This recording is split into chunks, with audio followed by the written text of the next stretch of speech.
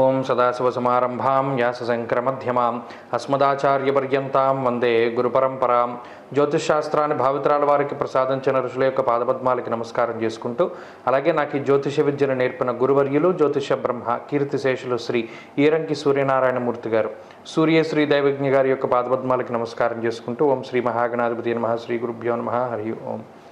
వీక్షకులందరికీ నమస్కారం. ఏప్రిల్ నెల 28వ తారీఖు లగాయతు మే నెల 4వ తారీఖు వరకు ఉండేటువంటి గ్రహగతుల ఆధారంగా ద్వాదశ రాశుల వారికి ఈ వారం ఏ విధమైనటువంటి శుభాశుభ ఫలితాలు కలగబోతూ ఉన్నాయో ఈ కార్యక్రమం ద్వారా తెలుసుకుందాం. అందులో భాగంగా ఈ వారం ఉండేటువంటి గ్రహగతులను గమనిద్దాం. ఈ వారంలో మేషరాశి యందు రవిగ్రహం శుక్రగ్రహాల తాలూకు సంచారం కనబడుతూ ఉన్నది. అలాగే వృషభ రాశి యందు గురుడు సంచారం చేస్తూ ఉండగా, కన్యారాశి యందు కేతువు, కుంభరాశి యందు శనేశ్వరుడు, మీనరాశి యందు కుజ, రాహు, బుధగ్రహాల యొక్క సంచారం ఉన్నది.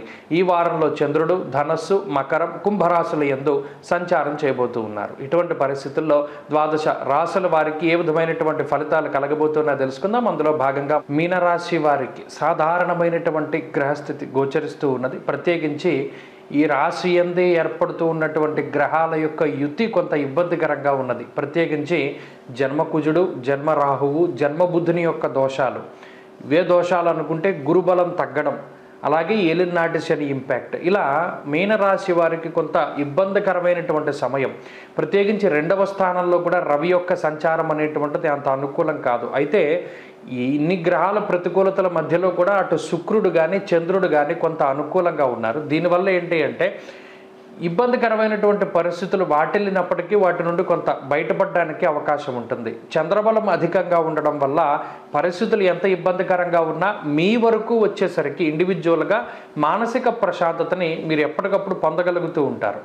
అలాగే శుక్రుడు యొక్క స్థితిగతులు కూడా మీకు ఆనందాన్ని కలిగించేటువంటి విధంగానే ఉంటాయి. కాకపోతే ఇక్కడి నుండి జీవితం చాలా జాగ్రత్తగా ముందుకు తీసుకువెళుతూ ఉండాలి. ప్రత్యేకించి హీనత్వం దుష్ట సంసర్గో మనస్తాప శిరోవ్యధ అన్నది శాస్త్రం. అనగా ఇన్ని గ్రహాలు దోషభూయిష్టమైనటువంటి స్థానాల్లో మీ రాశికి ఇరుపక్కల 12, 2 స్థానాల్లో ఉంటూ మీ రాశిలోనే క్రూరమైన గ్రహాలు ఉండడం వల్ల ఒకటి దుష్ట సాంగత్యం అలవరుతుంది. అనగా ఎవరైతే సమాజంలో దుష్టులు ఉన్నారో ఆ దుష్ట సాంగత్యం, దీనివల్ల మీకు వచ్చేటువంటి చెడు ఇంపాక్ట్ ఏంటి అంటే డబ్బుని కోల్పోవడము, మనశ్శాంతి కోల్పోవడము, ఆరోగ్యం కోల్పోవడం. అంతేకాకుండా ప్రత్యేకించి దుష్ట సంసర్గో మనస్తాప శిరోవ్యధ, మనస్తాపాన్ని కలిగిస్తుంది ఈ గ్రహస్థితి. అలాగే తలకాయపోటు చర్యలు ఎక్కువగా జీవితంలో జరుగుతూ ఉంటాయి. అంతేకాక ఈ దుస్సాంగత్యం వలనే వ్యసనాలు అనేటువంటివి కూడా అలవాటు అవ్వడానికి ఆస్కారం ఉంటుంది. కాబట్టి ఈ గ్రహస్థితి ఒక మనిషిని ఎంతవరకు పాడు చేయగలదో అంతవరకు పాడు చేస్తుంది. కాబట్టి ఎప్పటికప్పుడు క్రమశిక్షణతోటి ఉంటూ ఉండాలి. అనగా ఏదైనా ఒక పని మీరు చేయడానికి తలచినప్పుడు ఎవరిని నమ్ముకోకుండా స్వయం శక్తి మీద మీరు ముందుకు వెళుతూ ఉండడము, అదృష్టాన్ని నమ్ముకోకుండా కష్టాన్ని నమ్ముకుని ముందుకు వెళుతూ ఉండడము, అలాగే ఎవరైనా మీ దగ్గరకు వచ్చి ఇతరుల పట్ల ఎవరైనా అసభ్యంగా మాట్లాడినా, వారి మీద చాడీలు చెప్తూ ఉన్నా, లేదా మీకు దగ్గర అవ్వడానికి ఏదైనా ఇబ్బందికరమైనటువంటి పనులు వాళ్ళు చేస్తూ ఉన్నప్పటికీ వాటిని ఖండించాలి.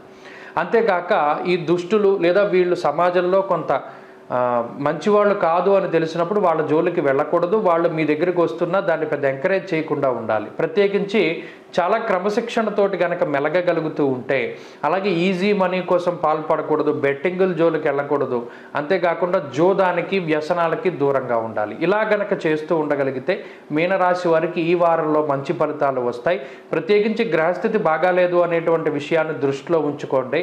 కుజుడు రాహువు కలిసి ఉన్నటువంటి జన్మరాశిలో అనగా మీనరాశిలోనే ఉన్నారు కాబట్టి ఎక్కువగా విద్యుత్తు, కరెంటు, ఇనప పదునైనటువంటి వస్తువులు లేదా విషపూరితమైనటువంటి జంతువులు ఏవైతే ఉన్నాయో వాటి వల్ల, పాకే జంతువులు, ఈదే జంతువులు, వీటి వల్ల సమస్యలు వస్తూ ఉంటాయి. కాబట్టి వాటి పట్ల అప్రమత్తంగా ఉండండి. ప్రత్యేకించి ఎప్పటికప్పుడు ఈ నవగ్రహ దోష పరిహారానికై నవగ్రహ ఆలయానికి వెళ్ళి చక్కగా ప్రదక్షిణలు చేస్తూ ఉండండి, 9 ప్రదక్షిణలు. అలాగే శనివారం ప్రదోషంలో శివాలయంలో నంది దగ్గర దీపారాధన చేస్తూ ఉండండి. ప్రతిరోజు క్రమం తప్పకుండా సిద్ధమంగళ స్తోత్రాన్ని చదువుతూ ఉండండి. అప్పుడు ఈ గ్రహస్థితి మిమ్మల్ని బాధించకుండా ఉంటుంది. ఈ వారంలో కలిసి వచ్చేటువంటి రోజు సోమవారంగా చెప్పవచ్చును. అదృష్ట సంఖ్య 1, అదృష్ట వర్ణము తెలుపు. స్వస్తి.